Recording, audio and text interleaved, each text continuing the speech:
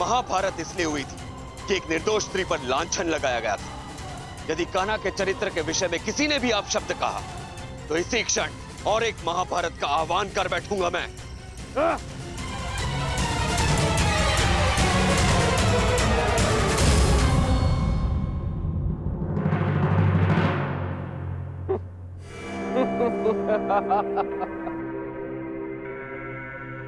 वाह, प्रेम हो तो ऐसा, भाई हो तो ऐसे। एक को कुछ कहो तो दूसरे का हाथ उठता है। परंतु ताउश्री, आप भूल रहे हैं, कृत वर्मा मेरे लिए भाई समान।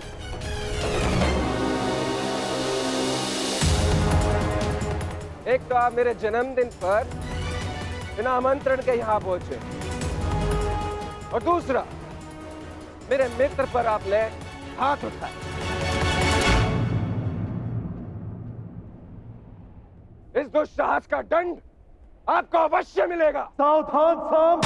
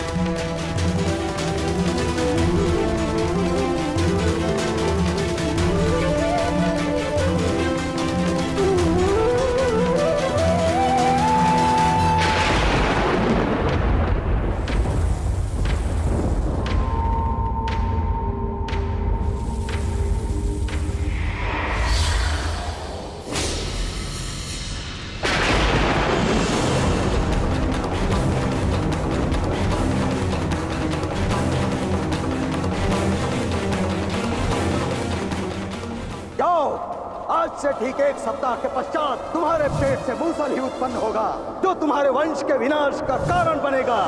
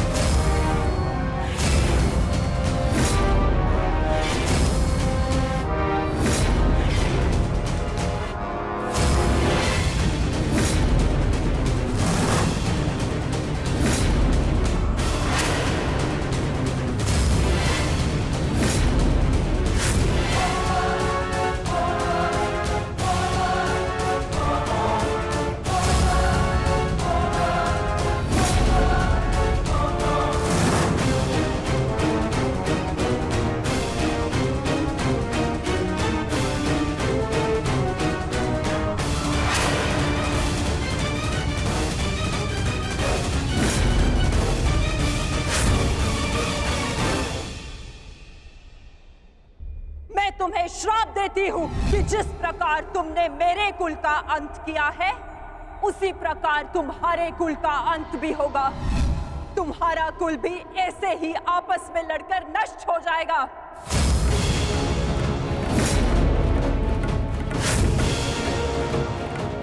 मैंने कहा था गांधार नंदिनी से कि श्राप नहीं, पाप मनुष्यों के नाश का कारण बनता है।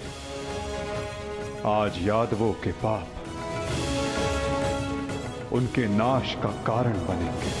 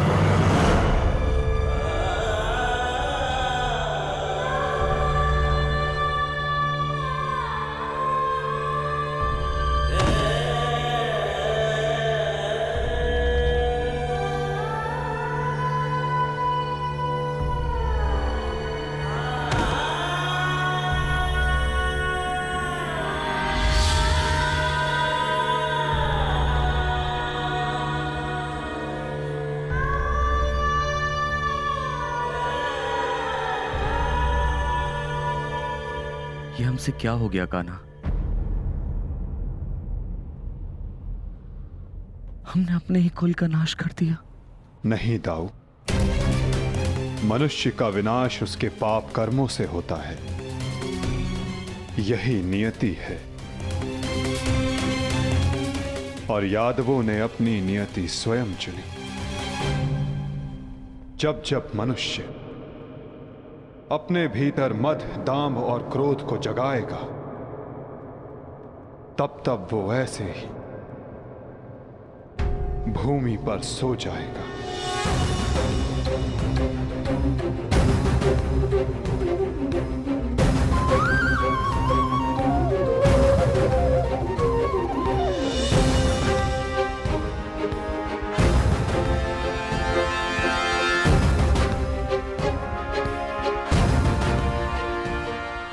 विनाश संसार के लिए एक उदाहरण होगा कि मद से उपजित क्रोध सदैव अपना और अपनों का सर्वनाश करता है।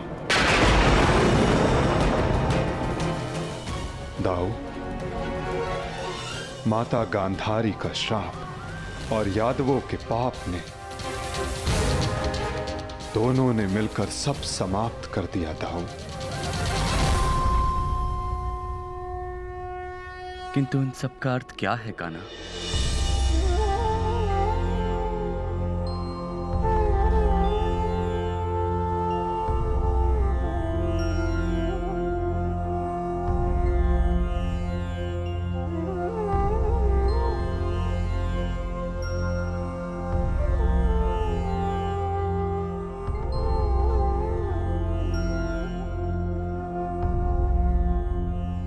इसका अर्थ यह है दाऊ कि हमारा कार्य पूर्ण हुआ, कि हमारे जाने का समय हो गया है। हमारे जीवन का लक्ष्य अब पूर्ण हो गया है।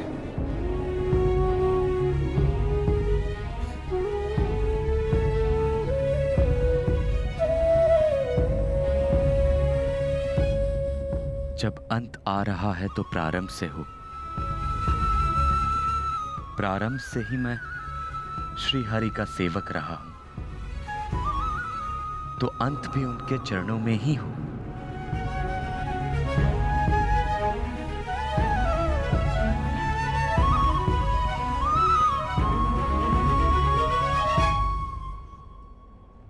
नमो भगवते वासुदेवाय।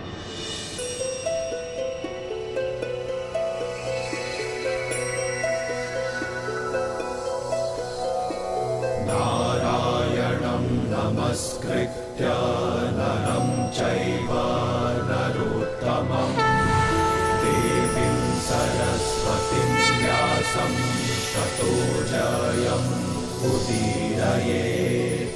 नारायणं नमस्कृत्य नरं चैव नरोत्तमं देवीं सरस्वतीं व्यासं ततो जयम् नमस्कृत्य नरं चैव नरोत्तमं देवीं सरस्वतीं व्यासं ततो जयम् उदीरयेत्।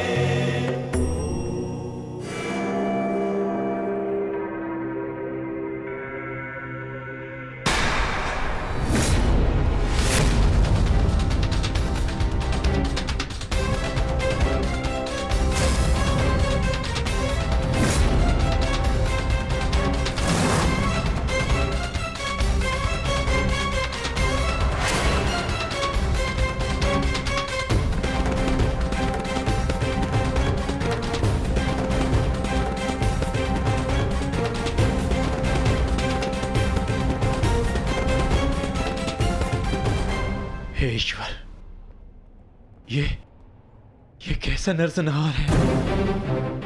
कहीं माधव इसी अंत की बात तो नहीं कर रहे थे? परंतु माधव है कहां? माधव कहां हैं आप?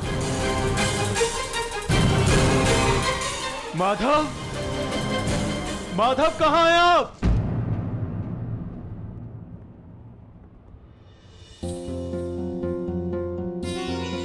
ये तो माधव के चरण चिन्ह है।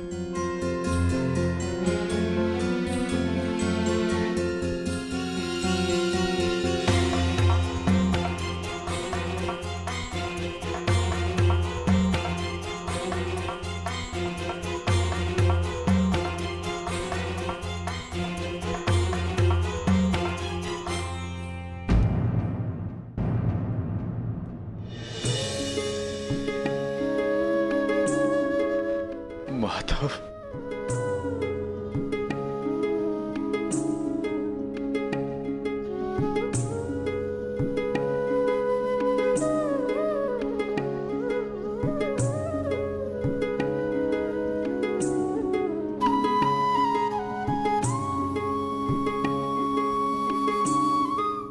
पार्थ, तुम्हारी ही प्रतीक्षा थी।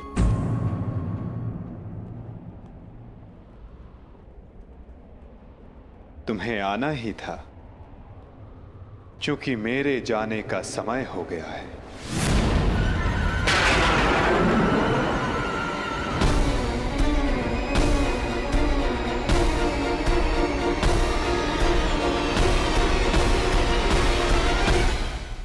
ये सब क्या हो गया माधव? ये विनाश कैसा? हर प्राणी के जीवन का एक कारण होता है, एक लक्ष्य होता है पार्थ, और उस लक्ष्य के पूर्ण हो जाने के पश्चात उसका सृष्टि में रहना संतुलन बिगाड़ता है। कुरुक्षेत्र के युद्ध में जो शक्ति शेष रह गई थी, वो संतुलन बिगाड़ रही थी पार्थ।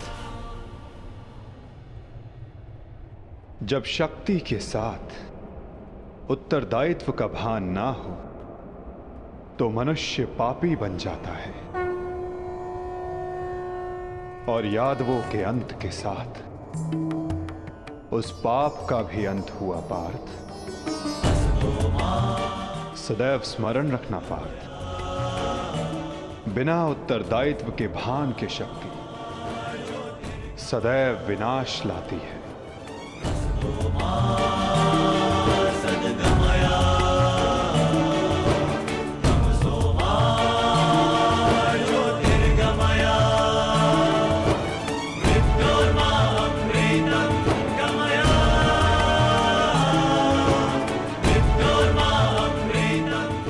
मेरे लिए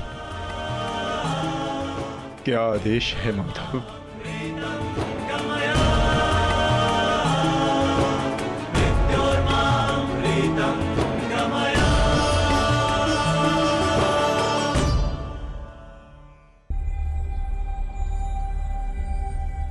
काल की भूख मिट चुकी है पार्थ, परंतु सागर अब भी प्यासा है।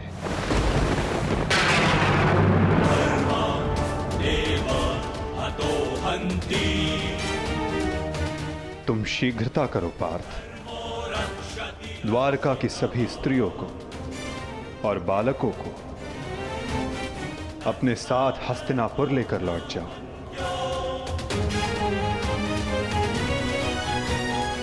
ताकि वो हस्तिनापुर के परिवर्तन का भाग बनकर धर्म के मार्ग पर चल सके, नवीन युग का आलिंगन कर सके। परंतु माधव, आप? आज मैं तुम्हारा सारथी नहीं हूं पार्थ। आज मैं तुम्हारे किसी भी प्रश्न का उत्तर नहीं दे सकता। आज मैं तुम्हारा सखा हूं, एक ज्येष्ठ भ्राता के समान हूं पार्थ, और जैसा मैंने कहा है वैसा करो पार्थ।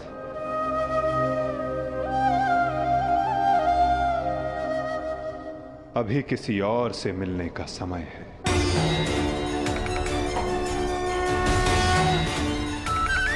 जैसी आपकी आज्ञा।